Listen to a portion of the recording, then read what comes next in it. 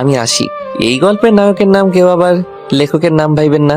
এবার স্নাতক সেকেন্ড ইয়ারে পড়ি। পরিবারে আমি, আমার আম্মু আর আব্বু। বাকি সবকিছু গল্পে জানতে পারবেন। কলেজে ঢুকে তাড়াতাড়ি সোজা আমার ক্লাসে। দেখলাম জসিম স্যার ক্লাস নিতেছে। আজকে ক্লাসে একটা বান্দরকে দেখতে পাইতেছি। কি বলেন স্যার? আমাদের ক্লাসে বান্দর? স্যার এখনই আমি চিড়িয়াখানায় কল দিতেছি, ওরা এসে নিয়ে যাবে। জানি স্যার আমাকেই বান্দর বলছে। এই ফাজিল, তোর বাপের সাথে খালি একবার দেখা পাই, তারপর বুঝবি। জসিম স্যার আমার আব্বুর বন্ধু, তাই হুমকি দিল। মনে মনে স্যারের গোষ্ঠী উদ্ধার করলাম। আজকে কতদিন পরে ক্লাস করতে আসলাম, কিসের কি আদর আপ্যায়ন করবে সেটা না করে আব্বুর হুমকি দেখায়। কোন রকম ক্লাসটা করে মাঠে বসে আছি। শালার একটাও বন্ধু আসেনি। দেখি কল দিয়ে। হ্যালো, আপনি কি সাগর সাহেব বলছেন? ওই শালা ফোননি, তোর ফোন কাল সারাদিন অফ আসছিল কেন? খাওয়া দাওয়ার ভয়ে তাই তো? তুই খালি কলেজে আয়, একদিন দেখে নিব তোকে। ঠিক আছে, দেখে নিস। ওরে আর বলা যাবে না আমি কলেজে আছি, নইলে 1 সেকেন্ডে আইসা আমার পকেট খালি করব। যাই বাড়ির দিকে। যেই সামনে পা বাড়াইছি, দেখি তিশা ওর বান্ধবীদের সাথে বসে আছে। ওই তিশা, আই লাভ ইউ। প্রতিদিন তো 2টা করে দাও, আজকে একটা দিলে কেন? তুই জীবনও মানুষ হবি না। রাগে কটমট করতে করতে উঠে চলে গেল। কিছুই বুঝলেন না তো? তিশা হলো আমার চাচাতো বোন। আমরা একই বাসায় থাকি, মানে আমাদের জয়েন্ট ফ্যামিলি। চাচার একটাই মাত্র মেয়ে তিশা। আমার চাইতে 1 ক্লাস সিনিয়র, স্নাতক 3rd ইয়ারে পড়ে। সেই ক্লাস 9 থেকে ওকে প্রতিদিন আই লাভ ইউ বলতাম। তার সাথে সাথে 2টা করে চর ফ্রি পেতাম ওর কাছ থেকে। তিশার সাথে ইয়ার্কি করতে করতে কখন যে ভালোবেসে ফেলেছি নিজেই জানি না। যাই হোক, এখন বাড়িতে যাই। বাড়িতে আসার পথে চায়ের বিল দিয়ে আসলাম। বাড়িতে খাওয়া দাওয়া করে দিলাম একটা ঘুম। এক ঘুমে সন্ধ্যা হয়ে গেল। ঘুম থেকে উঠে তিশার রুমে গেলাম। দেখলাম তিশা পড়তেছে। এত পড়া লাগবে না তো তোমাকে? আমাকে দেখো না, একদম পড়াশোনা করি না, কিন্তু আমাকে দেখেছো কখনো ফেল করতে? তুই যেভাবে পাশ করিস ওইভাবে আমার পাশ না হয়ে ফেল হলেই ভালো। আজকাল মানুষকে ভালো পরামর্শ দিতে নাই। একদিন পড়তে পড়তে মাথা নষ্ট হবে, তখন বুঝবে। আমার মাথা নষ্ট হয় হোক, তুই এই রুমে কেন? আমি কি এমনি এমনি আসবো নাকি তোমার রুমে? বড় আম্মু তোকে একটা কথা বলতে পাঠালো আমাকে। কথাটা বলে বিদায় হ তাড়াতাড়ি। I love you Tisha. পিছনে ঘুরে এক দৌড়, তখনই ধপাস করে পড়ে গেলাম। তিশা টেবিল থেকে উঠে আমার কাছে আসবে, তার আগে উঠে আমি দৌড় দিয়ে নিচে আসলাম। তিশাও নিচে আসলো। কি রে আশিক, হাঁপাচ্ছিস কেন? বড় আম্মু আর বলো না, দোতলায় একটা পেতনিকে দেখে দিছি দৌড়। কি বলিস? আজকালকার দিনে ওসব দেখা যায় নাকি? ধুর। বড় আম্মু পেতনিটা দেখতে একদম এইরকম লাগে। তিশার দিকে দেখিয়ে দিয়ে সোজা আমি বড় আম্মুর পিছনে লুকালাম। আম্মু তুমি সরে যাও, আমাকে পেতনি বলে আর সারাটা দিন আমাকে জ্বালায়, এমনকি কলেজে গেলেও। পিছন দিক থেকে কে যেন আমার কান টেনে ধরলো। পিছনে তাকিয়ে দেখি আম্মু আমার কান ধরেছে। তিশামা, কি করছে এই বান্দরটা? আমাকে পেতনি বলেছে, আবার আমার পড়া ডিস্টার্ব করেছে। কিরে, তুই কখনো ভালো হবি না, খালি আমার মেয়েটাকে জ্বালাস। আম্মু, আমি তোমার নিজের ছেলে নাকি তিশা তোমার নিজের মেয়ে? আমার তো সন্দেহ আছে এটা নিয়ে। কোন রকম কানটা ছাড়িয়ে বাড়ির বাইরে চলে এলাম। ওইদিকে আম্মু আর বড় আম্মু দুইজনই হাসতেছে। তিশা ওদের হাসা দেখে আরো রেগে ওর রুমে গেল। আমি সন্ধ্যাটা বাইরে আড্ডা দিয়ে 8টায় আসলাম। চুপি চুপি বাড়িতে ঢুকে সোজা আমার রুমের দিকে দৌড় দিব, তার আগেই আব্বুর ডাক। এইদিকে আয় আশিক। আব্বু, কেন ডাকলে? লেখাপড়া বাদ দিয়ে খালি ঘুরে বেড়ানো তোর, এখন এখানে খেতে বস। আমার সেইভাবে ভেজা বিড়ালের মতো হওয়ার অবস্থা। তিশা দেখে বিটি বিটি হাসছে। যাই হোক, খাওয়া দাওয়া শেষ করে আমার রুমে গেলাম। বসে বসে ভাবতেছি তিশাকে সিরিয়াসলি বোঝাতে হবে আমি ওকে ভালোবেসে ফেলেছি, নইলে আমার ভালোবাসা অন্য কারো হয়ে যাবে। দেরি না করে তিশার রুমে চলে গেলাম। দরজায় দাঁড়িয়ে, আসবো ভিতরে? আমার রুমে আসতে কবে থেকে অনুমতি নিতে শুরু করলি? তিশা, আজকে আমি একটা সিরিয়াস কথা বলতে আসছি। থাপ্পড় খাইতে আবার মন চায় নাকি? দেখো, আমি সিরিয়াস হয়ে মন থেকে বলছি, আমি তোমাকে সত্যি ভালোবাসি। আমি তোমার সাথে এখন কোনো মজা করতেছি না। দেখ আশিক, আমি তোর চাচাতো বোন হই, আর তাছাড়া আমি তোর বড়। বুঝতে পেরেছে, আমি সিরিয়াসলি বলছি। তুমি চাচাতো বোন, নিজের তো আর না। আর তুমি আমার 1 ক্লাস সিনিয়র, কিন্তু বয়স তো প্রায় একই। এটা কখনোই সম্ভব না। তুই চলে যা এখান থেকে এক্ষুনি। প্লিজ তিশা, সত্যি আমি তোমাকে ভালোবাসি। তোকে যেতে বলেছি কিন্তু। তো বন্ধুরা, এতক্ষণ ধরে গল্পটি শুনেছো। গল্পটি তোমাদের কাছে কেমন লাগছে? যদি গল্পটি ভালো লেগে থাকে এবং এ ধরনের গল্প আরও শুনতে পছন্দ করো, তাহলে এক্ষুনি নিচে থাকা সাবস্ক্রাইব বাটনটি টিপে আমাদের পরিবারের একজন সদস্য হয়ে যাও এবং গল্পটি কন্টিনিউ করো। আর হ্যাঁ, একটি সুন্দর কমেন্ট করতে কিন্তু ভুলবে না। আমি ওইখান থেকে চলে আসলাম আমার রুমে। বসে বসে ভাবছি হয়তো রেগে আছে আমার উপর, তাই বলছে। সকালে উঠতে উঠতে দেরি হইল। কলেজের 2টা ক্লাস হয়ে গেছে, তাই রুমে বসে গান শুনছিলাম। তখন সাগর কল দিল। আশিক কোথায় তুই? কেন রে? তিশা আপু প্রেম করে, আমাদের আগে বলিসনি কেন রে? আমরা তো জানতাম না। কি উল্টাপাল্টা কথা বলিস তিশা? প্রেম তো দূরের কথা, কোনো ছেলে বন্ধু নাই তার। তুই বললেই আমি বিশ্বাস করবো নাকি? এই তো কলেজ মাঠে এক সিনিয়র ভাই তিশাকে কলেজ মাঠে প্রপোজ করলো, আর আপুর সাথে সাথে রাজি হয়ে গেল। সাগরকে আর কথা বলতে না দিয়ে আমি তাড়াতাড়ি কলেজ মাঠে গেলাম। দেখলাম সত্যি তিশা একটা ছেলের সাথে হেসে হেসে হাত ধরে হাঁটতেছে। আমি নিজেকে আর ধরে রাখতে পারলাম না। আমি সোজা গিয়ে ছেলেটার হাত তিশার হাত থেকে সরিয়ে নাক বরাবর একটা ঘুষি দিলাম। তারপর আরো কয়েকটা মারলাম। হঠাৎ তিশা ছেলেটার সামনে দাঁড়ালো, ঠাস ঠাস করে 2টা চড় আমাকে মারলো। পুরো কলেজ আমার দিকে তাকিয়ে আছে। তুই আমার চাচাতো ভাই, তুই তোর মতো থাকবি। আমার পার্সোনাল ব্যাপারে কথা বলতে বলছি তোকে? এতদিন অনেক সহ্য করেছি। নেক্সট টাইম তোকে আমার আশেপাশে যেন না দেখি, বখাটে ছেলে কোথাকার। তিশা ছেলেটাকে নিয়ে চলে গেল। আমি সেখানেই দাঁড়িয়ে আছি। তিশা আমাকে থাপ্পড় দিয়েছে পুরো কলেজের সামনে। এতদিন যে থাপ্পড় দিত সেটা 2-1 জনের সামনে। বড় কথা, তিশা আমাকে এতটা ঘৃণা করে আগে জানতাম না। সাগর আমার কাছে এসে আমাকে সাইডে নিয়ে গেল। আমার যেন এখনো বিশ্বাসই হইতেছে না তিশা এটা করলো। তিশা বলেছে ওর আশেপাশে না যাইতে। আর যাব না। সাগরকে বলে আমি বাসায় চলে আসলাম, শুয়ে ঘুমিয়ে গেলাম। অপরদিকে তিশা বাড়িতে এসে একলাই ভাবতে লাগলো, আজকে আমি কি করলাম আশিকের সাথে? এটা কি ঠিক হলো আমার? আবার ভাবে ওকে তো আমি প্রায় চড় দেই, কিছুই তো মনে করে না। আজকে 5 দিন হলো আমি তিশার সাথে দেখা বা কথা বলি নাই। তিশা যখন কলেজ যেত তখন আমি বাড়িতে থাকতাম। তিশা আসার আগে আমি আবার বাড়ির বাইরে চলে যেতাম। এখন সবার সাথে একসাথে খাওয়া দাওয়া হয় না আমার। আজকে 4-5 দিন থেকে আশিককে কোথাও দেখছি না। সারাক্ষণ আমাকে বিরক্ত করতো, এখন একদম করে না। তারপর আমাকে খুঁজতে আমার রুমের দিকে আসছে তিশা। এদিকে আমি কারো আসা শব্দ শুনে আইডিয়া করলাম তিশা হতে পারে, তাই তাড়াতাড়ি ওয়াশরুমে ঢুকে দরজা লাগাই দিলাম। তিশা আমার রুমে না পেয়ে আমার আম্মুর কাছে যায়। ছোট আম্মু, আশিককে দেখি না কয়দিন থেকে, কোথাও গেছে নাকি? কই না তো তিশা, তবে আগের মতো নেই কেন জানি। ও আজকে আম্মু আর আব্বু নাকি কার যেন বিয়ে খেতে যাবে। আমাকেও বললো যেতে। আমি বলে দিয়েছি যাব না, মন মেজাজ ভালো নেই তাই। পরে আম্মু আর আব্বু গাড়িতে করে বিয়ে খেতে গেল। ঘন্টাখানিক পর বড় আব্বু কল দিল। আশিক বাবা, আর কিছু বলার আগে কান্না করে দিল। বড় আব্বু, কি হয়েছে? তুমি কান্না করতেছো কেন? তোর আব্বু আর আম্মু অ্যাক্সিডেন্ট করেছে, কেউ আর বেঁচে নেই। তুই তাড়াতাড়ি হসপিটাল আয়। না, এটা হতে পারে না। কাঁদতে কাঁদতে দৌড়ালাম। চোখের সামনে শুধু আম্মু আব্বুর স্মৃতি ভাসছে। আমার এই পৃথিবীতে আব্বু আম্মু ছাড়া কি আছে আর? এটা কখনোই হতে পারে না। চোখ যেন আজকে কোনো কথাই শুনছে না, শুধু পানি বের হইতেছে। কিছুক্ষণের মধ্যে হাসপাতালে চলে আসলাম। দেখি বড় আব্বু একটা চেয়ারে বসে কাঁদতেছে। বড় আব্বু, আমার আম্মু আব্বু কোথায় বলো আমাকে? বড় আব্বু হাত দিয়ে ইশারায় পাশের একটা রুম দেখিয়ে দিল। আমি তাড়াতাড়ি পাশের রুমে গেলাম। দেখলাম সাদা কাপড় দিয়ে ঢাকা 2টা বেডে 2 জন। তখনই এই রুমে বড় আম্মু আর তিশাও চলে আসলো। আমি কাপড় সরিয়ে দেখে আব্বু আর আম্মু ঘুমিয়ে আছে। আব্বু আম্মু, তোমরা ঘুমিয়ে আছো কেন? তোমরা তো কার যেন বিয়েতে যাবে, সেখানে না যে শুয়ে আছো কেন? আমি যাবো না বলেছি দেখে তোমরাও যাওনি বুঝি? ঠিক আছে, আমিও যাবো, উঠো এখন। এই তোমরা উঠছো না কেন? কথা বলো। আব্বু আম্মুর ওকে স্পর্শ করে। বড় আম্মু, দেখো আব্বু আম্মু উঠছে না, আমার উপর রাগ করে আছে। যাইনি তাদের সাথে তাই। তুমি একটু বলো না, রাগ করে যেন না থাকে। আর আমার খুব কষ্ট হইতেছে। সবাই আমার পাগলামি দেখে কান্না করতেছে।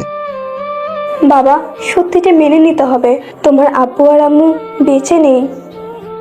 না, আমাকে ছেড়ে তারা যেতে পারে না, তোমরা ভুল বলতেছো। সেদিনের পর থেকে আমার জীবনের হাসি আনন্দ সব বন্ধ হয়ে গেছে। সারাদিন একটা আমার রুমে বসে থাকতাম। আমি কোনোভাবে আম্মু আব্বুকে ভুলতে পারতেছিলাম না। বেশ কিছুদিন কেটে যাওয়ার পর তিশা আমার কাছাকাছি ছিল সব সময়। এই সময়টাই আব্বু আমার মৃত্যুর কারণে সব মান অভিমান ভুলে গেছি। একদিন তিশা এসে আমাকে বলছে, আশিক, আজকে তোকে একটা কথা বলবো, কথাটা কি রাখবি? কাজটা করলে আমি সারা জীবন তোর কাছে ঋণী হয়ে থাকবো। কি কাজ বলো, চেষ্টা করব। তোকে তো আব্বু আম্মু বিশ্বাস করে ও ভালোবাসে। আমি তো একজনের সাথে রিলেশন করি, তুই জানিস। এখন যদি তুই আব্বু আম্মুকে রাজি করাইতি তাহলে আমাদের বিয়েটা হইতো। ঠিক আছে, বলবো। আমি তোদের কথা আমি ভেবেছিলাম তিশা আমাকে কিছুটা হলেও পছন্দ করে, কারণ যেভাবে তিশা আমার পাশে থেকেছে, এই কয়দিন কেয়ার করতো সব সময়। ধন্যবাদ। আমার গালটা একটু টেনে দিয়ে গেল। আব্বু আম্মু মারা যাওয়ার পর এই শহরটা আমার দম বন্ধ হয়ে আসছিল। শুধু তিশার জন্য এখানে ছিলাম। এখন তিশাও যে অন্য কারো, আমি থেকে কি করব এই শহরে? সিদ্ধান্ত নিলাম চলে যাব এখান থেকে। যদি না যাই তাহলে তিশাকে অন্য কারোর সাথে দেখলে আমার কষ্ট আরো দ্বিগুণ হারে বেড়ে যাবে। রাতে আমি বড় আব্বু ও বড় আম্মুর রুমে গেলাম। তোমাদের একটা কথা বলতে আসলাম। বলো আশিক, কি বলবে? তিশা এখন অনেক বড় হয়েছে। হয়তো তোমরা তার বিয়ের কথা ভাবতেছো। তুমি হঠাৎ এইসব কথা বলছো কেন? বলছি এই কারণে, তিশা একজনকে ভালোবাসে। হয়তো বেশ কিছুদিন থেকে তাদের রিলেশন। তোমাদের যে তিশা এই কথা বলবে সেই সাহস হইতেছিল না, তাই আমাকে বলতে বলল। আমি আশা করব তিশার সুখের কথা চিন্তা করে তার পছন্দকে গুরুত্ব দিবে তোমরা। চোখের কোণে পানি নিয়ে তাদের রুমে চলে আসলাম। আমার রুমে এসে আমার প্রয়োজনীয় জিনিস ব্যাগে নিলাম। আজকে রাতেই চলে যাব এই শহর থেকে। কোথায় যাব জানি না, তবে এতটুকু বলতে পারি, সেখানে তো ভালোবাসার মানুষটাকে অন্যের সাথে দেখবো না। বাড়ি থেকে বেরিয়ে আসলাম। আসার আগে একটা চিঠি লিখে আসলাম তিশার জন্য। এদিকে বড় আম্মু ও আব্বু তিশার রুমে যায়। তিশা, আমি এগুলো কি শুনতেছি? তুমি নাকি কাকে ভালোবাসো তার কথা আমাকে বলতে আশিককে বলেছিলে? এই কথা আশিক তোমাকে বলেছে? একটা কথা তোমাকে স্পষ্ট করে বলে রাখি, তোমার আর আশিকের বিয়ে সেই ছোটবেলা থেকে ঠিক হয়ে আছে। দুঃখের বিষয়, আমার ছোট ভাইটা তার ছেলের বিয়ে দেখে যেতে পারলো না। অন্য ছেলের সাথে প্রেম ভালোবাসার কথা ভুলেও মুখে আনবে না। সত্যি বলছো তুমি আব্বু? আমাদের বিয়ে আগে থেকে ঠিক করা? আমি তো আশিককেই ভালোবাসি, শুধু ওকে জেলাস ফিল করাতে তোমাকে অন্য ছেলের কথা বলতে বলেছি। ছেলেটা কষ্ট পেয়েছে রে। আমাদের সাথে যখন কথা বলতেছিল তখন দেখেছি ওর চোখে পানি। কালকে ওকে সরি বলে দিব। নেক্সট বিকেলে এদিকে আমি বাড়ি থেকে বের হয়ে বাস টার্মিনালের দিকে যাইতেছি। আমি ভাবতেছি কোথায় যাব, কার কাছে যাব, কি করব। টার্মিনালে দাঁড়াতেই কিছুক্ষণ পর একটা বাস আসলো। রাত তখন বাজে 1টা। আমি ভাবছি এত রাতে বাস পাওয়া যাবে না। তাড়াতাড়ি করে টিকিট কেটে উঠে পড়লাম। এই বাস কোথায় যাবে আমি জানি না, জিজ্ঞেসও করিনি। জিজ্ঞেস করে কি হবে, আমার তো নির্দিষ্ট জায়গায় যাওয়ার নেই। টিকিট অনুযায়ী আমি বসে পড়লাম। বাস চলছে তার আপন গতিতে। দেখলাম আমার পাশের সিটটা ফাঁকা। আমি বসেছি জানালার পাশে।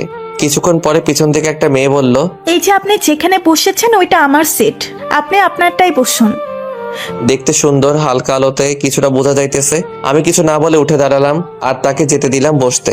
আমি মেয়েটার পাশের সিটে বসে পড়লাম। বসে ভাবতে থাকলাম আমার জীবনটা কি ছিল আর এখন কি। আব্বু আম্মু চলে যাওয়ার পরে আমার এই অবস্থা ছিলাম একটা দুষ্টু ও দুরন্ত ছেলে। সারাদিন বাড়ি, কলেজ, এলাকা মাথায় তুলে রাখতাম।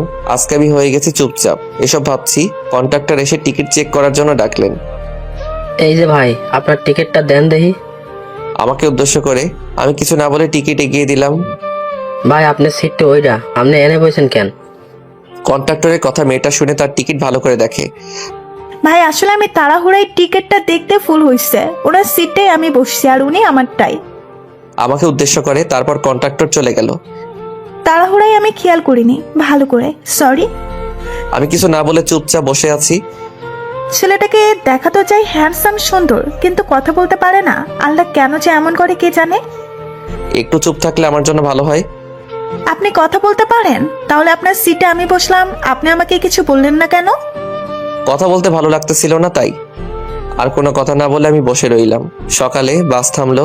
আশেপাশে সাইনবোর্ডে তাকিয়ে দেখলাম, তাতে বুঝলাম এটা ঢাকা শহর। আমি আমার ব্যাগ নিয়ে নেমে আসলাম বাস থেকে। মেয়েটি আগেই নেমে গেছে বাস থেকে। এই শহরে থাকবো কি করে? না আছে কাজের ব্যবস্থা আমার, না আছে টাকা পয়সা। তখনই মনে পড়লো আব্বু থাকতে তিনি আমাকে হাত খরচের জন্য প্রায় টাকা দিত আমার বিকাশ নম্বরে, কিন্তু আমি প্রয়োজন না থাকায় কখনো বের করা হয়নি সেই টাকা। তারপর বিকাশ চেক করে দেখলাম 27,000 টাকা আছে। আব্বুর টাকা আজকে কাজে লাগছে। আশেপাশে খোঁজ নিয়ে একটা কলেজে ছাত্রাবাসে থাকার ব্যবস্থা করলাম। এদিকে সকালে তিশা আমাকে খুঁজতে আমার রুমে গেলে দেখে আমি নাই। আম্মু, আশিক কোথায়? তিশার আম্মুর কাছে যেতে যেতে, আশিক তো সারাদিন ঘরেই থাকে, দেখ হয়তো বাথরুমে গেছে। তিশা আবার ঘুরে আমার রুমে যায়, দেখে আমি বাথরুমেও নাই, তাই আবার বের হবে তখনই টেবিলের উপর একটা কাগজে দেখতে পাই। তিশা এগিয়ে গিয়ে কাগজটা হাতে নিয়ে পড়তে থাকে। তিশা, হয়তো তুমি আমার এই চিঠিটা পড়তেছো। তোমাকে সেই ক্লাস 9 থেকে ভালোবেসেছি। কিভাবে আর কি কারণে ভালোবেসেছি আমি নিজেও জানি না। ফাইজলামি দুষ্টামি করতে করতে তোমাকে অনেকবার বোঝাইছি যে আমি তোমাকে পছন্দ করি, কিন্তু তুমি বোঝনি সেটা। যে আমি তোমাকে পছন্দ করি কিন্তু তুমি বোঝনি সেটা। আমার ভালো থাকার মূল মন্ত্র ছিল আব্বু আম্মু আর তুমি। আব্বু আম্মু তো আমাকে একা ছেড়ে চলে গেল, তুইও এখন অন্যের হয়েছো। বিশ্বাস করো আমার এখানে থাকতে দম বন্ধ হয়ে আসছে, তাই চলে যাইতেছি এই শহর ছেড়ে। কখনো দেখা হবে কিনা জানি না, দোয়া করি আল্লাহ তোমাকে যেন সুখে রাখে। তিশা চিঠিটা পড়ে কান্না করতে থাকলো। তিশার আম্মু আসলো রুমে, তখন তিশা আম্মুকে চিঠিটা দিয়ে কান্না করতে থাকলো। তিশার আম্মু কাগজ পড়ে তিনিও কান্না করতেছে। আম্মু, আমার জন্য আশিক আজকে চলে গেল আমাকে ছেড়ে। আমার ওকে এইভাবে বলাটা ভুল হয়েছে। এখন আমি কোথায় পাবো তাকে? কান্না করিস না, আমরা ঠিক পেয়ে যাব আশা করি। থাকার মতো একটা জায়গা হলো, কিন্তু আমাকে কিছু একটা করতে হবে। বসে বসে খাওয়া যাবে না। যে টাকা আছে তাতে 2-1 মাস খাইতে পারবো, তার আগে আমাকে একটা ব্যবস্থা করতে হবে। আজকে 3 দিন ঘুরলাম শহরটা, কিন্তু কোথাও কাজের জায়গা পেলাম না। হতাশ হয়ে রুমে বসে আছি, তখন এক বড় ভাই আসলো, ছাত্রাবাসে থাকে। কি ব্যাপার, তোকে চিন্তিত মনে হইতেছে? ভাই আসলে তেমন কিছু না, শুধু ভাবছি এখানে একটা কাজের ব্যবস্থা করব কিভাবে, এটাই। তোমার নাম জানো কি? ভাই আমার নাম আশিক। তো তুমি কোনো কলেজে ভর্তি হওনি? না ভাই, এখানে নতুন আমি, আর আমার লেখাপড়া করার মতো টাকা পয়সা হবে না। একটা কাজের ব্যবস্থা করে চেষ্টা করব পড়াতে। পার্ট টাইম জব করবে আমার এক পরিচিত লোকের ফ্যাক্টরিতে, তাহলে কলেজে পড়তে পারবে। ভাই কাজের ব্যবস্থা করে দিলে তো খুবই ভালো হয়। আপনাকে যে কি বলে ধন্যবাদ দিব আমার জানা নেই ভাই। ধন্যবাদ দিতে হবে না, তুমি কলেজে ভর্তি হলেই আমি খুশি হব, বুঝলে? ঠিক আছে ভাই। পরের দিন ভাই ওই ফ্যাক্টরিতে নিয়ে গেল। আমার কাজের সময় 2টা থেকে রাত 10টা পর্যন্ত, বেতন 8,000 টাকা। ইনশাল্লাহ এতে আমার দিন চলে যাবে। পরের দিন আমি কলেজে গিয়ে ভর্তি হলাম, বিকেলে কাজে গেলাম, আসলাম 10টায়। এভাবে কাজ আর কলেজ করতে করতে আমার জীবনে 2টা বছর কেটে গেল। সারাদিন কলেজ কাজ নিয়ে ব্যস্ত থাকলেও রাত হলে ঠিকই তিশা আর আব্বু আম্মুর কথা মনে পড়ে। তাদের কথা ভেবে প্রায় প্রতি রাতেই কেঁদে বালিশ ভিজাই। কিছুদিন আগে আমার স্নাতক পড়া শেষ হইল, রেজাল্ট হয়েছে, তাতে মোটামুটি ভালো রেজাল্ট করেছি। এখন আমাকে একটা জব করতে হবে, নতুন একটা বাড়ি ভাড়া নিতে হবে। আজকে কাজে গেলাম। আঙ্কেল, আমার কালকে আসতে একটু দেরি হবে। কেন বাবা, কোনো সমস্যা? আসলে তেমন কিছু না, কাল একটা চাকরির ইন্টারভিউ আছে তাই। ও ঠিক আছে। 2 দিন আগে একটা কোম্পানিতে চাকরির জন্য আবেদন করছিলাম, সেটারই ইন্টারভিউ কাল। পরের দিন সকালে আমি রেডি হয়ে ঠিকানা মতো হাজির হইলাম। অনেক পরীক্ষার্থী বসে আছে, একে একে সবাইকে ডাকলো, আমাকেও ডাকলো। ইন্টারভিউ ভালোই দিলাম, কিন্তু মনে হয় না আমাকে নিবে, কারণ এখন টাকা ছাড়া বা মামা খালু ছাড়া চাকরি হয় না। হতাশ হয়ে চলে আসলাম। এইভাবে অনেক কয়টা চাকরির ইন্টারভিউ দিলাম, সবগুলোতে একই অবস্থা। কালকে আবার একটা ইন্টারভিউ আছে, বেশ সাদামাটা ভাবেই গেলাম সেখানে। ওয়েটিং রুমে দেখি অনেকেই বলতেছে আমার ইনি আছে উনি আছে, আবার কেউ বলছে আমি এত টাকা দিছি। আমি ভেবে নিলাম এটাও হবে না আমার, তাই সময় নষ্ট না করে চলে আসতে লাগলাম। এই ছেলে কোথায় যাও? আমার মনে হয় না যে এই চাকরিটা হবে, কারণ যেটা বুঝলাম যে 4 জন নিবে সেটা আগে থেকে ঠিক করা। সময় নষ্ট না করে চলে যাইতেছি। তুমি কোথায় কি শুনেছো জানি না, তবে এই অফিসের বস খুবই ভালো মানুষ। তিনি সত্যিকারের মেধা দেখে চাকরি দেন। তুমি যদি মেধায় টিকতে পারো তাহলে তোমার চাকরি হবে। দেখি তাহলে ইন্টারভিউ দিয়ে কি হয়। একে একে সবাই দিল ইন্টারভিউ। 108 নম্বরে আমার সিরিয়াল আসলো। সেই সকাল থেকে বসে আছি, এখন প্রায় দুপুর হয়ে আসছে, প্রচুর খিদা লাগছে। আমি ইন্টারভিউ বোর্ডে প্রবেশ করলাম, দেখলাম 3 জন লোক বসে আছে আর একটা সিট খালি রয়েছে তাদের মাঝে। তারা আমাকে প্রশ্ন করলো, আমি মোটামুটি উত্তর দিলাম। তারপর একটা স্যার আমাকে বলল, তোমার তো চাকরি হবে না, কারণ তোমার আগে কোনো চাকরির অভিজ্ঞতা নাই। স্যার আমার চাকরিটা খুবই দরকার। এভাবে বললে তো হবে না, তাহলে তো সবাই এভাবে চাকরি নিতে পারতো। আমরা অভিজ্ঞতা ছাড়া নিতে পারবো না। স্যার প্লিজ, আমার খুবই দরকার। আপনি এখন আসতে পারেন, যান। কি আর করার, তাই টেবিলের উপর থাকা আমার কাগজপাতি নিয়ে ব্যাক হয়ে আসবো। দেখলাম একজন মেয়ে আসলো রুমে, 3 জন স্যার মেয়েটাকে সালাম দিল দাঁড়িয়ে। আমি পিছনে না তাকিয়ে বের হইতেছি। আমজাদ সাহেব, ইনি চলে যেতেছে কেন? ইন্টারভিউ দিবে না? ওনাকে ক্যান্সেল করা হয়েছে। ওনার অভিজ্ঞতা নাই আগে জব করার। এই ছেলে দাঁড়াও, এদিকে আসো। জি বলুন। পিছনে ঘুরে দেখলাম তিশা। আজকে কতদিন পরে দেখলাম সে আগের চেহারা, চোখে হালকা করে কাজল দেয়া, বিশেষ করে মুখের মায়াবী ভাবটাও সে আগের মতোই। যার জন্য আমি এই শহরে পাড়ি জমিয়েছি, সেই তার সাথে আবার দেখা হলো। কিন্তু তিশা ঢাকায় কি করে? হতে পারে তার হাজবেন্ড কোনো বড় লোক, তাই এখানে থাকে তার সাথে, আর এটা মনে হয় তাদেরই কোম্পানি। এসব প্রশ্ন মাথায় ঘুরতে থাকলো। আশিক, তুই এখানে এতদিন কোথায় ছিলি বলতো? চমকে উঠে এইসব একেবারে বলে ফেলে। ম্যাম, আপনি হয়তো ভুল করতেছেন কোথাও। আপনি যাকে মনে করতেছেন আমি সে না। নর্মাল ভাবেই বললাম। আমার কোথাও ভুল হইতেছে না। তুই কার উপর রাগ করে আসলি আমাদের ছেড়ে বলতো? সরি, বললাম তো আপনি ভুল করতেছেন একটা, বলেই চলে আসলাম। পিছন থেকে তিশা অনেক কয়বার ডাকলো, আমি শুনিনি। আর আমি চলে আসতেছি আর বলছি, তিশা এখানে কেন আসলো? বেশ তো ভালোই ছিলাম আমি। আমজাদ সাহেব, যে ছেলেটা গেল, এখন এর ঠিকানা আছে আপনার কাছে? না ম্যাম, মেলের মাধ্যমে কন্ট্যাক্ট করে ডাকা হয়েছিল। কিন্তু কেন ম্যাম? এমন কত ছেলে মেয়ে চাকরির জন্য লাইন দিয়ে আছে। আপনাকে যেটা বলেছি ঠিক ততটুকু উত্তর দিবেন, তার চাইতে বেশি না, ওকে? আপনি আশিককে মেল করে জানিয়ে দেন তার চাকরি হয়েছে। ঠিক আছে ম্যাম। আমি ছাত্রাবাসে এসে রেডি হয়ে কাজে আসলাম। কিছুক্ষণ কাজ করার পর আঙ্কেল আসলো। আশিক বাবা, সবাইকে ডাকো তো আমার এখানে। তারপর আমি সবাইকে ডাকলাম। আমাদের এই ফ্যাক্টরিটা যেইখানে আছে এটা নাকি সরকারি জমিতে। গতকাল আমাকে নোটিশ দেওয়া হয়। আমি যখন জমিটা কিনি তখন আমি জানতাম না এটাই সরকারি জমি আছে। এখন বাধ্য হয়ে ফ্যাক্টরি বন্ধ করে জমি ছেড়ে দিতে হবে। আঙ্কেল, তাহলে আমাদের কি হবে? আপনার এখানে কাজ করে আমরা জীবিকা নির্বাহ করি। আমি জানি তোমাদের অনেক ক্ষতি হলো, কিন্তু ক্ষতি আমারও কম কিছু হলো না। কিছু করার নাই। চাকরি কতদিনে হবে জানা নাই, আদৌ হবে কিনা তারও ঠিক নাই। এখন আমার চলবে কিভাবে জীবন, এসব ভাবতে ভাবতে ছাত্রাবাসে আসলাম। রাতে শুয়ে আছি কিন্তু চিন্তায় ঘুম আসছে না। ফোনের ডাটা অন করে এফবিতে ঢুকলাম, তখনই একটা মেইল আসলো। আমি মেইলটা চেক করে দেখলাম আজকে যেখানে তিশাকে দেখেছি সেই কোম্পানি থেকে মেইল করে জানালো আমার চাকরি কনফার্ম, আগামীকাল যেতে বলেছে 10টায়। এদিকে আমার যে কাজের উপর সবকিছু চলতো সেখানে কাজ অফ হয়ে গেল। কাজের খুব দরকার, নইলে না খেয়ে থাকতে হবে। এদিকে তিশা যেখানে ওইখানে গেলে আমাদের মানসিক কষ্টটা বেড়ে যাবে। এত কিছু না ভেবে ঘুমিয়ে পড়লাম। সকালে ঘুম থেকে উঠলাম দেরিতে, উঠে খাওয়া দাওয়া করে আবার শুয়ে আছি। তখন কল দিল কে যেন। কে বলছেন? আজকে আপনার কাজে জয়েন করার কথা ছিল, আপনি এখনো আসেননি। আপনি দ্রুত চলে আসুন।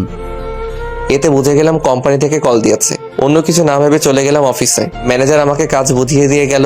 আমি কাজ করতেছিলাম, তখনই একজন আমার কাছে আসলো। তাকিয়ে দেখলাম একটা মেয়ে, কিন্তু কোথায় যেন দেখেছি মনে পড়ছে না।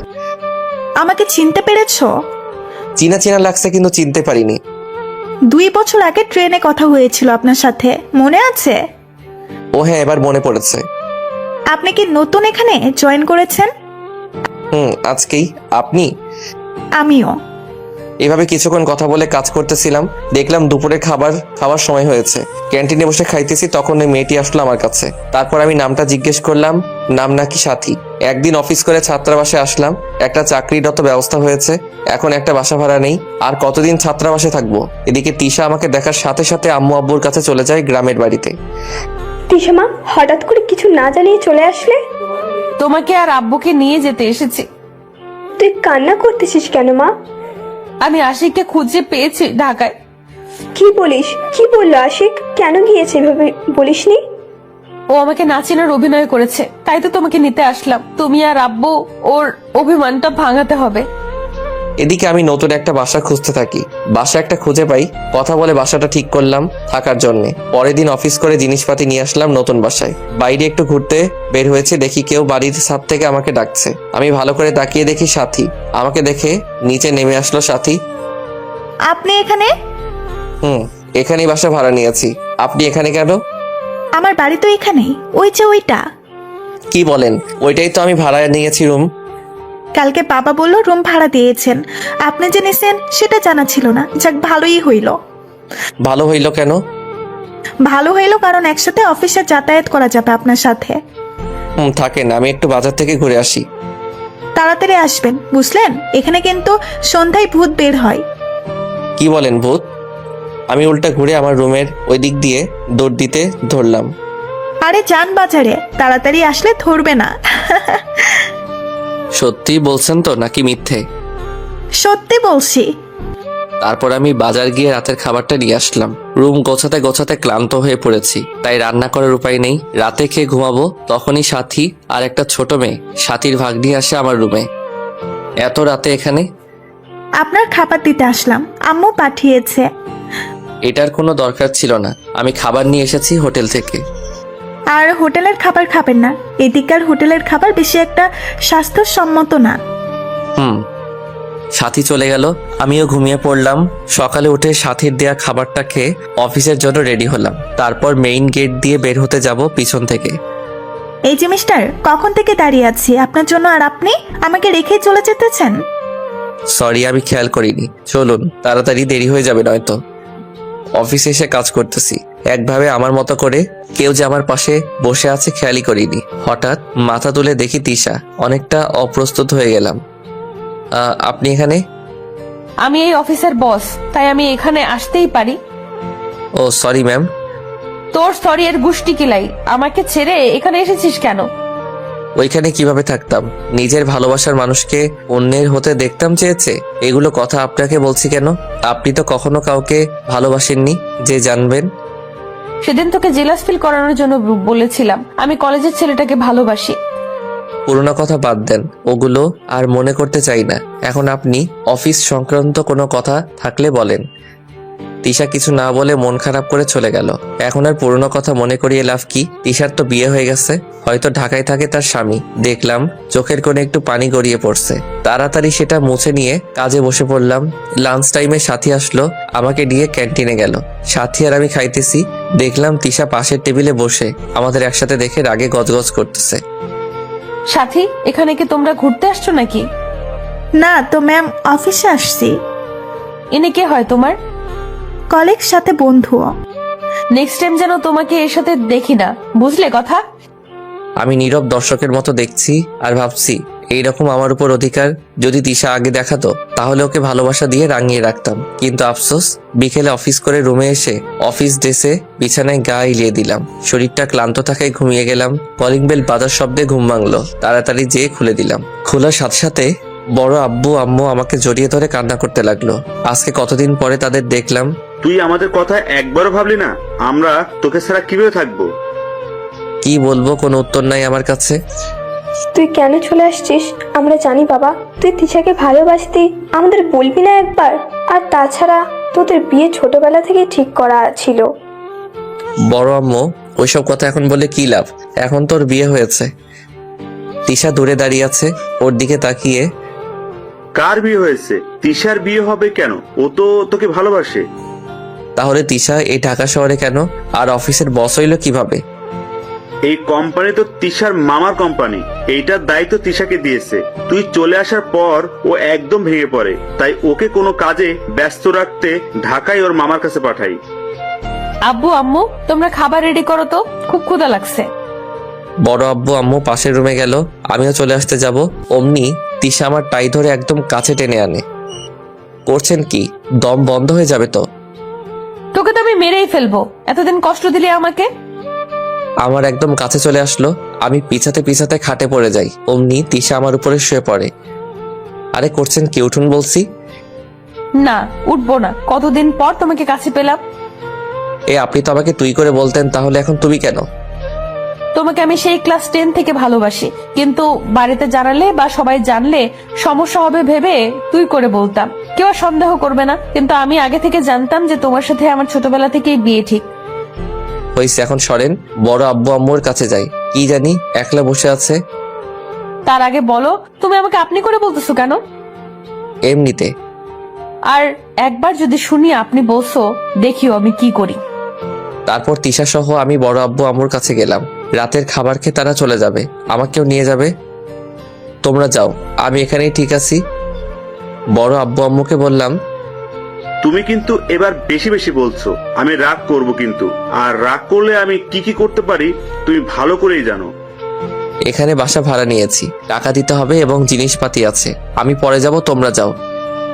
ঠিক আছে, কাল বিকেলেই তোমাকে যেন আমাদের বাড়িতে পাই। আব্বু আম্মু তোমরা গাড়িতে বসে চলে যাও, আমিও কাল বিকেলে যাব একসাথে। কি বলেন, আপনি এখানে থাকবেন? আমি ব্যাচেলর রুম ভাড়া নিয়েছি। এইখানে মেয়ে দেখলে আমার চরিত্র নিয়ে বাজে কথা উঠবে। তারপর তিশা ও তারা সবাই চলে গেল, আমিও ঘুমিয়ে গেলাম। সকালে উঠে ফ্রেশ হয়ে বের হইলাম অফিসে যাওয়ার জন্য। সাথী আছে আমার সাথে। আমি বাড়ির গেট পার হইলাম, তখনই একটা মাইক্রো এসে থামলো। আশিক চলো আমার সাথে, যাইতেছি তো অফিসে। একটা কাজ আছে, তুমি আসো। সাথী তুমি অফিসে চলে যাও। ঠিক আছে ম্যাম। আমি গাড়িতে বসে আছি, কিছু দূর যাওয়ার পর হঠাৎ গাড়ি থামিয়ে, ওই তোর সাথে সাথে কি মেয়েদের সাথে কথা বলতে খুব ভালো লাগে নাকি তোর? সাথী আমার সাথে প্রায় অফিস যায়, আর কি থাকবে। না থাকলেই ভালো। তারপর অফিস করে বিকালে বাড়িতে আসার সময়, আপনাকে একটা কথা বলার ছিল। বলুন দেখি। আপনাকে দেখতে দেখতে আর মিশতে মিশতে কখন যে ভালোবেসেছি আমি নিজেই জানি না। কি বলেন এগুলা? এই যে সাথী, আশিক আমার হবু বর আর প্রেমিকও। সাথী কান্না করতে করতে চলে গেল, আমিও ওর কাছে গেলাম। সাথী, ভালোবাসা তো এক পাক্ষিক হয় না। তুমি আমাকে ভালোবাসো, আমি তো তোমাকে ভালোবাসি না। আমি ছোটবেলা থেকে তিশাকে ভালোবাসি। সাথী মন খারাপ করে চলে গেল। আমিও চলে আসলাম বাড়িতে, ব্যাগ গুছাইতেছি, দেখলাম দরজায় কে যেন দাঁড়িয়ে। আমি দেখার সাথে সাথে চলে গেল। একটু পর তিশা আসলো আমাকে নিয়ে। তিশা যে ফ্ল্যাটে এখন থাকে ঢাকায়, ওইটাই গাড়িতে। তিশা আমার সাথে একটাও কথা বলে নাই। ফ্ল্যাটে এসে তিশা ওর রুমে হন করে চলে গেল। আমি ব্যাগ রেখে গেলাম ওর রুমে। গিয়ে দেখি দরজা খোলা রেখেই ড্রেস চেঞ্জ করতেছে। এই কি করো, থামো থামো। লুচু ছেলে কোথাকার, মেয়ের রুমে আসছো, নক দিবে না? আমার বউয়ের রুমে আসছি, অনুমতি নিতে হবে কেন? তিশার একদম কাছে এসে তিশা একটা তোয়ালে পরে দাঁড়িয়ে আছে। আমাকে এভাবে কাছে আসা দেখে লজ্জায় পড়ে যায়। এটা কিন্তু ঠিক না, দূরে যাও তুমি, তোমার মতলব ভালো মনে হইতেছে না।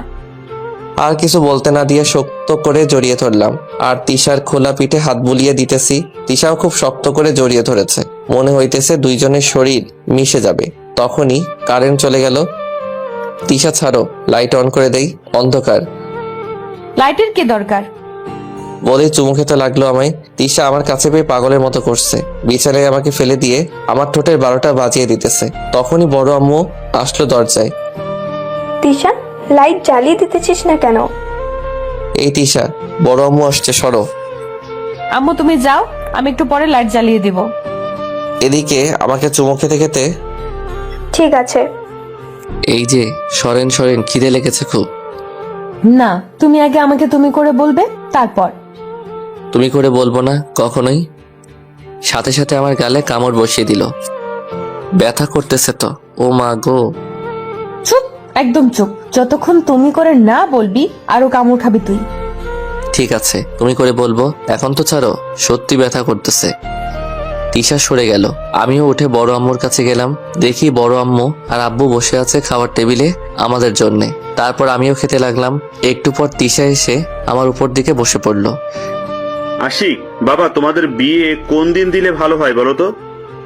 এসব বিষয় সিদ্ধান্ত আপনারা নেন, আমি ভালো মন্দ কি জানবো। ঠিক আছে, আগামী সোমবার তোমাদের বিয়ে, কি বলো তিশা মা? এত দেরি কেন? আব্বু আম্মু সবাই হাসতেছে তিশার কথা শুনে। আমি তো মাথা নিচু করে খাইতেছি। এই মেয়েটার হুঁশ জ্ঞান কম নাকি, আল্লাহই ভালো জানেন। সকালবেলা শরীর ভিজে থাকার কারণে ঘুম ভেঙে গেল। তাকিয়ে দেখি তিশা মগ হাতে দাঁড়িয়ে আছে। তুমি আমাকে ভিজিয়ে দিলে কেন? তোকে কখন থেকে ডাকতেছি, ওঠার নাম গন্ধ নেই। তাই বলে পানি ঢেলে দিবে? এখন তো পানি ঢেলে দিতেছি, বিয়ের পর দেখবি কি কি করি। ও বড় আম্মু আব্বু, আমি বিয়ে করব না এই জল্লাদ মেয়েকে। আর একটা কথা বললে তোর হাত পা ভেঙে দিব। হ্যাঁ তাই করো, হাত পা ভেঙে দিয়ে রাখো, তবু তোমাকে বিয়ে করব না। তোর হাত পা আমি ভাঙবো, বিয়েও আমিই করব। এখন তাড়াতাড়ি উঠে অফিসে চলো। একটু আদর করেও তো তুলতে পারতে ঘুম থেকে। দিল শরীরটা ভিজিয়ে। ও আদর করতে হবে আগে বলবে না? কালকে রাতের আদরের কথা মনে নাই? আমি সাথে সাথে গালে হাত দিয়ে দেখলাম এখনো কামড়ের দাগ আছে। না থাক, আদর লাগবে না। পাগল একটা।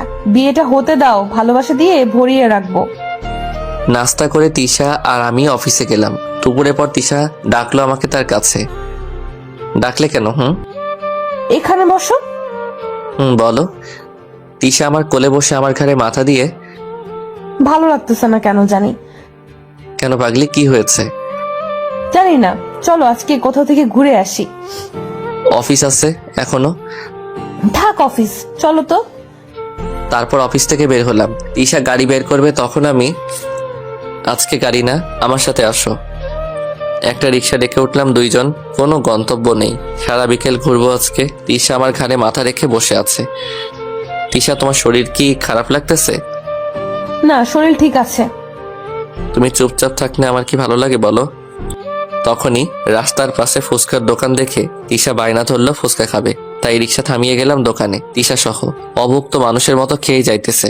আমি যে তার সাথে আছি ও ভুলেই গেছে খাওয়ার সময়। হঠাৎ আমাকে ওর দিকে তাকিয়ে থাকতে দেখে আমার দিকে একটা ফুচকা খাইয়ে দিতে ধরলো। আমি তো ওইভাবে খাবো না। তাহলে?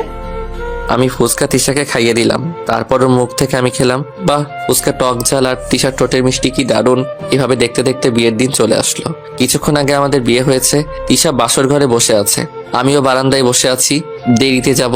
তিশাকে রাগাতে আমার খুব ভালো লাগে। কিছুক্ষণ পর তিশা কল দিল আমাকে। আমি 2 বার কেটে দিলাম, আবার কল দিছে। বলো, কেন কল দিলে? তুমি কোথায়? কেন, কোনো সমস্যা? কল কেটে দিছে। যাই দেখি কি বলে। রুমে ঢুকে দেখি কেউ নেই ঘরে। ভালোই হয়েছে। আমি গিয়ে শুয়ে পড়লাম। ঘুমের ভাব নিয়ে শুয়ে আছি। ঈশা ওয়াশরুম থেকে রুমে এসে দেখে আমি শুয়ে ঘুমিয়ে আছি। রাগে পুরো ফুলতে লাগলো। আমি তো এদিকে ভয় শেষ। সোজা আমার উপর বালিশ দিয়ে মারতে থাকলো। কি হলো, মারতেছো কেন? কতক্ষণ ধরে এখানে বসে আছি, কই ছিলি বল? সাথীর সাথে একটু দেখা করতে গেছিলাম। বলতে দেরি, আমার গলা টিপে ধরতে দেরি নাই। এই ছাড়ো, ব্যথা পাইতেছি। তোকে তো আমি মেরেই ফেলবো আজকে। ঘরে বউ রেখে অন্যের কাছে কি কথা? পার্সোনাল কিছু কথা থাকতেই পারে আমাদের। তিশা আমাকে ছেড়ে দিয়ে অপর দিকে মুখ ঘুরিয়ে শুয়ে পড়লো। খেয়াল করে দেখলাম তিশা কান্না করতেছে। নিজেকেই খারাপ লাগতেছে এখন। বাসরাতে পাগলিটাকে কান্না করালাম। তিশা, এই তিশা। তিশা আমার হাতটা সরিয়ে দিল। শোনো আমার কথাটা একবার। কি শুনবো তোমার কথা? কিছু শোনা লাগবে না। আমার দিকে তাকিয়ে চোখের পানি দিয়ে গাল ভিজে গেছে। আমার 2 হাত দিয়ে মুখটা ধরে, তুমি সত্যি সত্যি কান্না করতেছো? আমি তোমাকে রাগাতে বলছি, সাথীর সঙ্গে দেখা করতে গেছিলাম। এখন আর আমাকে মিথ্যা বলতে হবে না। সত্যি বলছি। আমি বারান্দায় বসেছিলাম।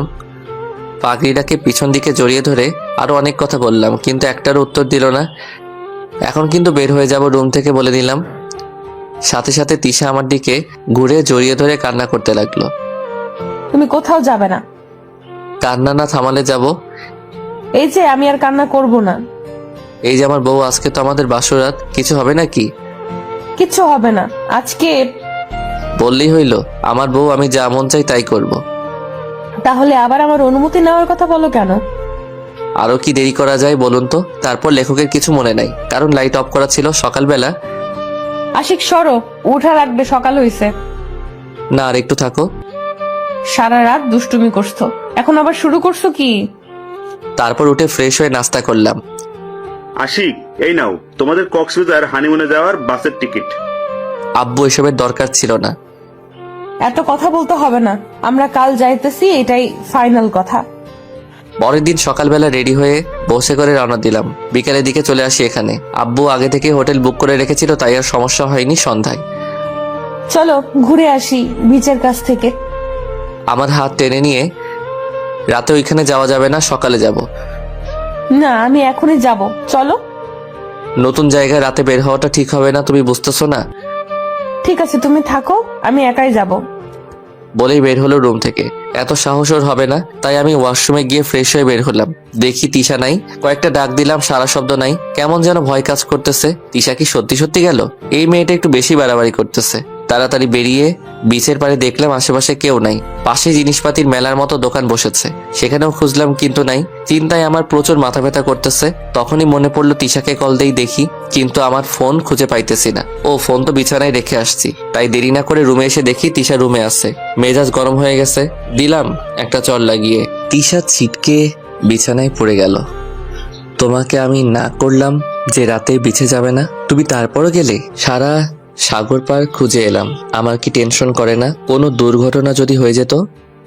আমি বিচে যাইনি, এই বিল্ডিং এর ছাদে বসেছিলাম। কি বলো? আমি তো ভাবলাম তুমি সত্যি সত্যি গেছো।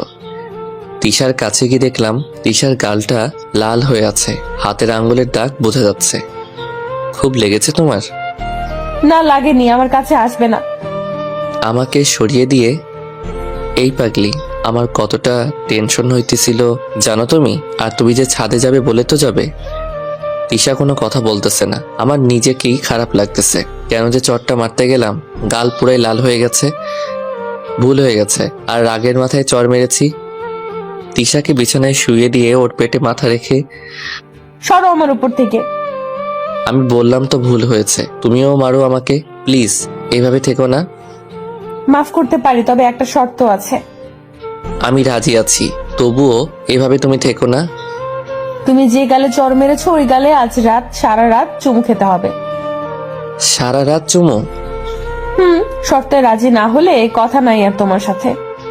তারপর আর কি, ভুল তো আমি করছি, তাই এখন সেটা শুধরাতে আমাকেই করতে হবে। রাত 12টা পর্যন্ত চুমু খেয়েছি। তিশা জানো, শোনো না। কোনো কথা শোনা হবে না। অনেকক্ষণ তো খেলাম, আর না, আমার ঘুম পেয়েছে। ঠিক আছে, ঘুমিয়ে পড়ো। তারপর আমি অন্য পাশে ঘুমিয়ে পড়লাম। তোমার কি মার খাওয়ার মন চাইতেছে? কেন? আমাকে জড়িয়ে ধরে ঘুমাও, না হলে খবর আছে। সকালবেলা ঘুম থেকে উঠে নাস্তা করে 11টার দিকে সাগর পাড়ে গেলাম। তিশা আমার ঘাড়ে মাথা দিয়ে দাঁড়িয়ে আছে, আর সাগরের পানি আছড়ে পড়ছে আমাদের পায়ে। কি যে এক অনুভূতি সেটা ভাষায় বলতে পারবো না। লাঞ্চের জন্য হোটেলে আসতে যাব, তখন একটা মেয়ে এসে, এতদিন তুমি কোথায় ছিলে? আমাকে এখানে বাপের বাড়িতে রেখে গেলে, আর তো এলে না। আমি আশেপাশে তাকিয়ে দেখলাম মেয়েটি আমাকেই বলতেছে। আমাকে কিছু বলতেছেন? তোমাকে তো বলতেছি, এসেছো এখন আমাকে নিয়েই যাবে। এখানে আর কতদিন থাকবো? আপনার কোথাও ভুল হইতেছে, হয়তো আপনি যাকে খুঁজতেছেন আমি সে না। আমার কোনো ভুল হইতেছে না। বলি যেই আমার দিকে আসবে। এই মেয়ে, তোমার সমস্যা কি? আমার স্বামীকে নিয়ে কি শুরু করছো? ভালোই ভালো এখান থেকে চলে যাও, নয়তো সমস্যায় পড়বে। তোমার স্বামী মানে? উনি আমার স্বামী, আমাদের একটা ছোট ছেলেও আছে। তিশা কিছুটা দূরে সরে গিয়ে আমার দিকে কেমন একটা নজরে তাকালো। তিশা মনে মনে ভাবছে, আশিক মাঝে আমার মধ্যে দূরত্ব ছিল, তখন কি সে অন্য একটা বিয়ে করেছে? তিশা বিশ্বাস করো, আমি কিছুই বুঝতেছি না। কে ও, কোথা থেকে, কি কিছুই বুঝতেছি না। সত্যি করে বলো তো আশিক, আমাদের কাছ থেকে চলে আসার পরে তুমি কি বিয়ে করেছিলে? কি বলতেছো তিশা? আমি বিয়ে করব কেন? আমি এই মেয়েটাকে চিনি না বলতেছি। তাহলে ইনি কি মিথ্যা বলতেছে? বিশ্বাস করো, আমি কারোর সাথে সম্পর্কেও জড়াইনি, আর বিয়ে তো দূরের কথা। গলাটা ভারী হয়ে আসছে আর চোখ ভিজে গেল। কিছুক্ষণের মধ্যে বেশ কিছু মানুষ জমতে শুরু হলো। ভাইয়েরা দেখেন তো এই মহিলা কি বলতেছে, আমি নাকি তার স্বামী হই। আপনারা কিছু মনে করবেন না, এই মেয়েটা পাগলি, সারাদিন সাগর পাড়ে ঘুরে বেড়ায়।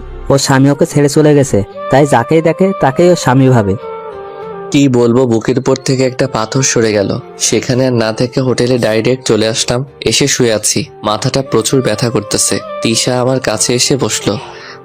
সত্যি বলতে মেয়েটা যেভাবে বলতেছিল তাই তোমাকে বলেছি। তুমি বিয়ে করছো নাকি? আমাকে ক্ষমা করে দাও। আমার মাথায় হাত বুলিয়ে আমি কিছু না বলে পাগলিটার কোলে মাথা দিয়ে শুয়ে আছি। খারাপ লাগতেছে। মাথাটা প্রচুর ব্যথা করতেছে। দাঁড়াও, টিপে দিতেছি। তিশার নরম হাতের ছোঁয়ায় অনেকটা ভালো লাগতেছে। তিশা হইছে, এখন শুয়ে রেস্ট নাও তুমি।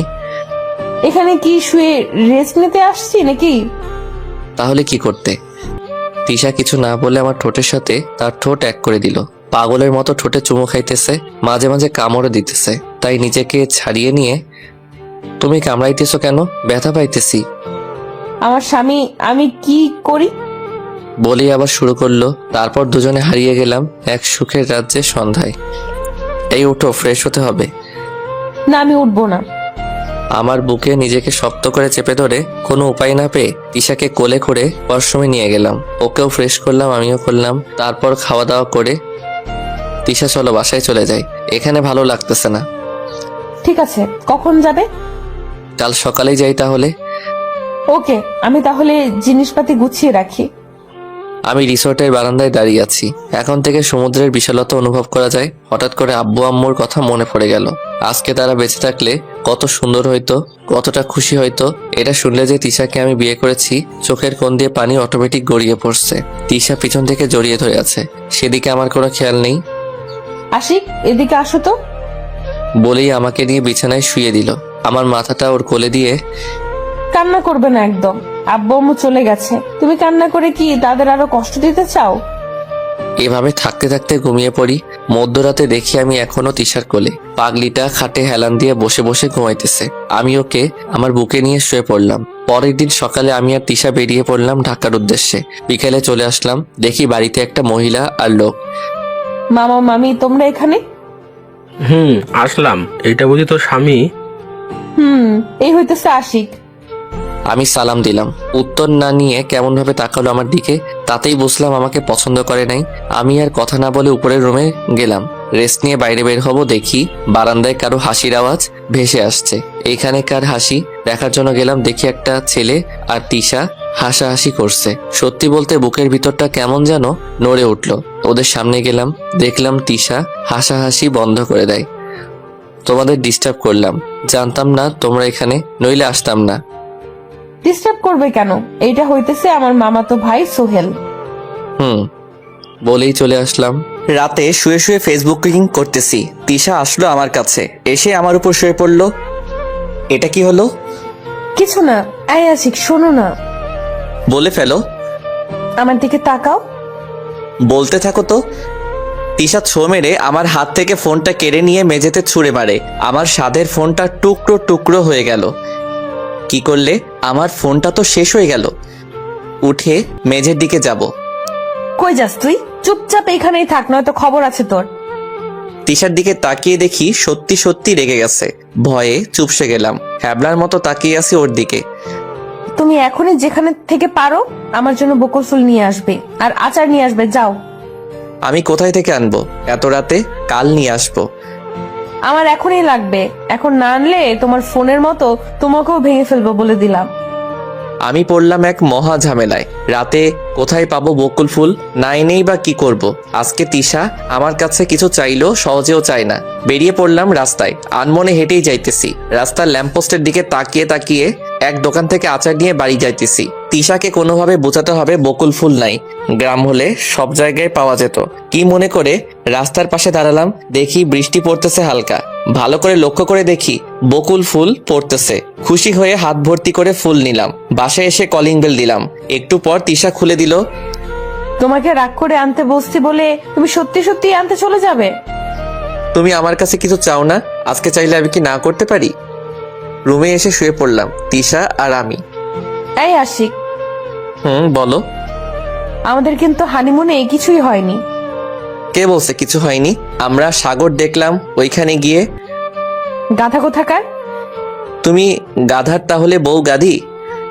এই গাধাকে আমাকে মানুষ করতে হবে। তারপর আমরা হারিয়ে গেলাম দুজনের মাঝে। সকালবেলা আমি আর তিশা অফিস যাইতেছি রিক্সায়। একটু পরে সোহেল আসলো গাড়ি নিয়ে, রাস্তায় আমাদের সামনে। তিশা, রিক্সায় তুমি যাইতেছো কেন? আসো আমার গাড়িতে আসো, আমি পৌঁছে দিতেছি। ঠিক আছে আশিক, আসো গড়িয়ে যাই। তিশা, তোমার সমস্যা হইতেছে, তুমি যাও গাড়িতে, আমি রিক্সায় ঠিক আছি। ঠিক আছে, আমি গেলাম অফিস। এই বলে চলে গেল। আমার মনটা সত্যি খারাপ হয়ে গেল। অফিসে এসে কাজ করে দুপুরে লাঞ্চ করতে গেলাম না, অফিসেই বসে বসে সময় কাটালাম। তিশা এসেছিল আমাকে ডাকতে, আমি বলে দিয়েছি খিদে নাই। রাতে বাসায় আসলাম, বড় আব্বু আম্মু আজকে বলল তারা নাকি বাসায় চলে যাবে। আয়নার সামনে তিশা বসে বসে চুল চিরুনি করতেছে। আমি গিয়ে তিশাকে দাঁড় করিয়ে শক্ত করে জড়িয়ে ধরলাম। চোখ দিয়ে পানি বের হয়ে আসছে। তুমি কান্না করতেছো কেন? কি হয়েছে? কিছু না বলে আরো শক্ত করে জড়িয়ে ধরলাম। এই পাগল, কি হয়েছে বলো আমাকে। তিশা, আমি তোমাকে খুব খুব ভালোবাসি। তোমাকে অন্য কারোর সাথে দেখলে বা কথা বলতে দেখলে আমার হিংসে হয়, তোমাকে হারানোর ভয় কাজ করে। তিশা কিছু না বলে কান্না করতেছে। তিশা, আমি একটা সিদ্ধান্ত নিয়েছি, আমরা গ্রামে চলে যাব। আব্বুর যেটুকু আবাদি জমি আছে ওইখানে ছোট একটা ঘর বানিয়ে তুমি আর আমি থাকবো। জমিতে চাষাবাদ করে আমাদের সংসার চালাবো। এতে তুমি কি বলো? তুমি যেটা ভালো মনে করো সেটাই। তুমি যেখানে থাকবে ওখানেই আমিও থাকবো। কালকে বড় আব্বু আম্মুর সাথে চলে যাব বাড়িতে। পরের দিন সকালে আব্বু আম্মু সহ আমরা গ্রামের বাড়ি চলে আসি। সেই বাড়িটার সামনে দাঁড়িয়ে মনে পড়ে গেল পুরনো দিনের কথা। ভিতরে ঢুকে আমার রুমে গিয়ে ফ্রেশ হয়ে আব্বু আম্মুর সাথে কথা বলতে চলে আসলাম তাদের রুমে। সাথে তিশাও আসলো। আশিক, তুমি কি কিছু বলবে? এসেই আমার কাছে আসলে যে? আব্বু তেমন কিছু না, বলছিলাম আমি তো এখন এসে গেছি, তোমাকে আর কোনো কাজ করতে হবে না, তুমি বাসায় রেস্ট নিবে এখন থেকে। আমি এখনো ব্যবসা সামলাতে পারবো, বুড়ো হয়নি রে। মাঝে মাঝে যাবে, তবে প্রত্যেক দিন না, একটা কাউকে ব্যবসায় রেখে দাও। কাউকে মানে? তুই থাকতে কাকে রাখবো? কাল থেকে তুই যাবি। আমি আব্বুর যেটুকু জমি আছে ওইখানে চাষাবাদ করব, তোমার ব্যবসায় আমি যাব না। এবার কিন্তু আমি তোর উপর রাগ হবো সত্যি সত্যি। আমার কোনো ছেলে আছে তুই ছাড়া? আমার যা কিছু আছে সবই তো তোর। ঠিক আছে, তুমি বাড়িতে সময় দিবে এখন থেকে। তারপর এইভাবে চলে গেল একটা বছর। একদিন রাতে বাসায় আসলাম, এসে কলিং বেল বাজালাম। তিশা দরজা খুলে লাফ দিয়ে আমাকে জড়িয়ে ধরলো। কি ব্যাপার, আজকে তোমাকে খুব খুশি খুশি লাগতেছে? বাহ, সুন্দর করে সেজেছো দেখি। খুশি সংবাদ আছে, তার আগে বলো আমি খুশি সংবাদ দিলে আমাকে কি দিবে? তুমি যা চাইবে তাই দিব। এবার বলো খুশির সংবাদটা কি? আমি মা হতে চলেছি। কথাটা শুনে এতটা খুশি হয়েছি বলে প্রকাশ করা যাবে না। এই খুশির সংবাদ তুমি আমাকে এখন দিলে, আগে দিলে না কেন? তুমি কখন জানলে? বিকেলে অসুস্থ অসুস্থ লাগতেছিল, তাই আমার বান্ধবী ডক্টরকে ডাকছিলাম, সে টেস্ট করে জানালো। আব্বু আম্মুকে বলেছো? না, তোমাকে আগে দিব, তাই এতক্ষণ বসে আছি দরজার কাছে। তিশাকে কোলে নিয়ে আমাদের রুমে গেলাম। রুমে গিয়ে আব্বু আম্মুকে ডাকলাম, তাদের সংবাদটা জানালাম, তারা অনেক খুশি। তুমি বলেছিলে আমি যা চাইবো তাই দিবে। আব্বু আম্মু চলে যাওয়ার পর আমি আজকে অনেক খুশি, বলো তোমার কি চাই? এখন থেকে বিকালের আগে বাসায় এসে আমাকে সময় দিতে হবে। এইটুকু? আরো কি চাই বলো, যা বলবে সেটাই। আমাকে প্রচুর পরিমাণে ভালোবাসতে হবে, আর কিছুই চাই না। পাগড়িটাকে বুকে নিয়ে শুয়ে পড়লাম। দেখতে দেখতে তিশার ডেলিভারির ডেট চলে আসে। সকালে ব্যবসায় হিসাব করতেছিলাম, তখন আব্বুর কল।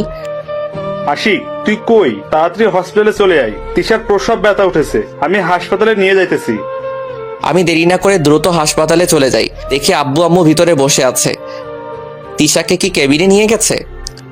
না, তোকে ছাড়া তিশা কেবিনে যাবে না, কান্না করতেছে তোর জন্য। আমি তাড়াতাড়ি তিশার কাছে চলে গেলাম। তারপর তিশাকে কেবিনে নিয়ে গেলাম। তিশা, আমি কেবিনের বাইরে আছি, তুমি কোনো চিন্তা করো না। না, তুমি এখানেই থাকবে, আমার কাছে আসো। দুলা ভাই, আপনি বসেন তিশার সামনে, না হলে ও কান্নাকাটি শুরু করবে। শান্তা ডক্টর তিশার বান্ধবী। তিশা ওর হাতটা দিয়ে আমার হাত শক্ত করে চেপে ধরে আছে, মনে হয় ছেড়ে দিলে আমি হারিয়ে যাব। তিশা আমার দিকে তাকিয়ে থাকতে থাকতে হঠাৎ করে জোরে চিৎকার করে অজ্ঞান হয়ে পড়ল। সাথে সাথে ছোট শিশুর কান্নার আওয়াজ ভেসে আসছে। শান্তা, কি হলো তিশার? ও কথা বলতেছে না কেন? কি হলো ওর? মিষ্টি খাওয়ান আপনাদের ছেলে হয়েছে, চিন্তা করবেন না দুলাভাই, প্রসব ব্যথার কারণে অজ্ঞান হয়ে গেছে, একটু পরে জ্ঞান ফিরবে। কিছুক্ষণ পরে আব্বু আম্মু আসলো কেবিনে। আমাদের ছেলেকে কোলে নিয়ে কথা বলতেছে। আমি তিশার দিকে তাকিয়ে আছি আর মাথায় হাত বুলিয়ে দিতেছি। আব্বু বাবুটাকে আমার কোলে দিল, দেখতে একদম ওর মায়ের মতো হয়েছে। বাবুর কান্নার শব্দে তিশা চোখ খুললো। আমি তিশাকে দিলাম আমাদের সন্তানকে। দেখেছো, তোমাকে বলেছিলাম না আমাদের সন্তান ছেলে হবে? আমার কথাই ঠিক হলো। তোমার এখন কেমন লাগতেছে? ঠিক আছো তুমি? তুমি আমার পাশে থাকলে আমার কিচ্ছু হবে না, আমি ঠিক আছি। শান্তা, তিশাকে বাসায় নিয়ে যাওয়া যাবে কখন? নর্মাল ভাবেই হয়েছে, তাই কোনো সমস্যা নাই। হাসপাতালের পরিবেশ ভালো না, কাল সকালে নিয়ে যাই দুলা ভাই। সেদিন রাতে আমি তিশার সাথে বসে আছি। এই, আমাদের বাবুটার নাম রাখতে হবে না? তুমি একটা নাম রাখো। তুমি রাখো, যেটা ভালো মনে হয়। ঠিক আছে, আমাদের বাবুর নাম হবে মোহাম্মদ বিন আব্দুল্লাহ। ওয়েট, তুমি এই নাম জানলে কিভাবে? এটা তো আমি অনেক বছর আগে আমার বাবুর নাম রাখবো বলে ঠিক করে রেখেছিলাম। আমি জানি, তাই তো এটা রাখলাম, তোমার ডায়েরিতে লেখা আছে, দেখেছিলাম। পরের দিন সকালে তারা বাসায় আসলো 4 বছর পর। আব্বু আব্বু, আমাকে না আম্মু বকা দিয়েছে। কি এত বড় সাহস? আমার ছেলেকে বকা দিয়েছে? তোমার আম্মুকেও আমি বকা দিব, ঠিক আছে? বাইরে থেকে বাসায় ঢুকছি আর ছেলেকে বলছি। ঠিক আছে। রাতে ঘুমানোর আগে আব্দুল্লাহ আর আমি দুষ্টামি করছিলাম বিছানায়। এখানে কি হইতেছে? চিল্লাচিল্লি কেন? আমি আর আব্দুল্লাহ দুইজনার মুখের দিকে তাকিয়ে একটা চাপা হাসি দিলাম। এতে তিশার রাগ আরো বেড়ে গেল। আব্বু, আজকে তোমার খবর আছে, যা রেগে গেছে আম্মু। আব্দুল্লাহ আমার ফোন নিয়ে কার্টুন দেখতেছে বিছানায়। তিশা আয়নার সামনে দাঁড়িয়ে চুল ঠিক করছে। আমি পিছন দিয়ে তিশাকে জড়িয়ে ধরলাম। ছাড়ো আমাকে, কি করছোটা কি? আমি আমার বউকে ধরেছি, ছাড়ার কোনো প্রশ্নই ওঠে না। এখন ভালোবাসা উতলে পড়ছে, তাই না? ছেলেকে পেলে তো আমাকে ভুলে যাও তুমি। সব ভালোবাসা ছেলেকেই দেয়, আমাকে দেয় না। ওলে বাবালে, আমার পাগলিটা রাগ করেছে, আসো একটু আদর করে দেই। এই ছাড়ো, বাবু আছে তো এখানে, চলো ঘুমাবে এখন, আসো। আমি শুইলাম, আমার সাথে তিশা আর তিশার ওই পাশে আব্দুল্লাহ। কিছুক্ষণের মধ্যে তিশা আর আব্দুল্লাহর ঝগড়া বেঁধে গেল। তিশা আমার পাশে শুয়ে থাকবে, আব্দুল্লাহ বলে সেও আমার পাশে থাকবে। এই যে আপনারা থামেন, এই যে আমি মাঝে শুইলাম, এখন আমি দুইজনেরই পাশে। তারপর তিশা আমার বুকে মাথা দিয়ে শুয়ে পড়লো, এদিকে আব্দুল্লাহও শুয়ে পড়লো। কিছুক্ষণ পরে আমার ঠোঁটে কিছু একটা অনুভব করতে পারলাম। চোখ খুলে দেখি তিশা আমাকে কিস করতেছে। এটা তিশার প্রত্যেক দিনের কাজ। পাশে তাকিয়ে দেখি আমার ছেলে আমাকে ধরে ঘুমিয়ে আছে। এইভাবেই পার করে দিতে চাই সারাটা জীবন। বেশ সুখে শান্তিতে কাটছে আমাদের জীবনের পথ চলা।